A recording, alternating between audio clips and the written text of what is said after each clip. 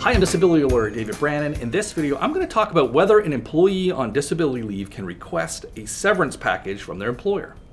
If you like this video, hit the like button. Don't forget to subscribe and hit the bell notification so you'll get instant notice when our videos come out a few times a week. So one of the most common things people ask us when they're out on a sick leave, they're maybe getting long-term disability benefits, we'll have clients and others come to us and say, look, can I really don't want to go back to that employer. Either I don't think I'll ever go back, or maybe if I do go back, I want to go back somewhere else. Can I ask the employer for a severance package? And unfortunately, the answer to that is generally no. You do not have a right to a severance package. And generally speaking, employees cannot be the one initiating any type of a severance situation. If you watch our other videos, you'll understand that severance is related to employment being terminated by the employer. And the idea behind it is that when employers terminate people, they need to give reasonable notice of the termination, either by allowing the person to continue working or to give a certain number of months pay and saying, we're terminating you today, but here's your 10 months pay. So this is not something that can be initiated by an employer because you can't terminate yourself. You can resign, but when people resign, they are not entitled to any type of severance pay. So you cannot initiate this.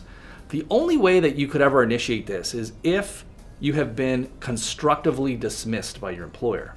Constructive dismissals are a very challenging area, and you should never venture down this road without getting very specific legal advice about the situation.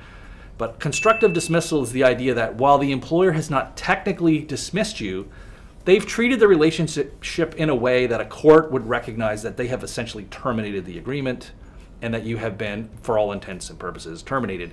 If you are determined to be constructively dismissed, then the employer will owe you the same amount of notice of termination or pay, termination pay, as if they had actually just terminated you.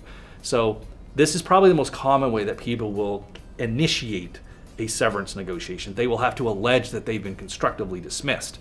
However, if you're wrong and you turn out to be wrong on that and the court says, no, you were not constructively dismissed, then they will treat your actions as a resignation and you would be entitled to nothing. So again, I want you to make sure you get specific legal advice in your situation, but following are some examples of in disability claims when you might have a constructive dismissal. If your employer has reduced your pay without your consent, if your job duties have changed, if you've been demoted to a lesser position within the organization, if the employer is suddenly requiring you to move your geographic location and it's a fair distance away, or what is one of the most difficult ones but most common with disability, that the employer is requiring you to return to a poisoned work environment where you face ongoing harassment, discrimination, and the like. Never, never, never quit and claim that you are constructively dismissed. That is something you would definitely need to check with a lawyer and make sure that you are solid ground before you quit a job and claim you are constructively dismissed, because that will often blow up.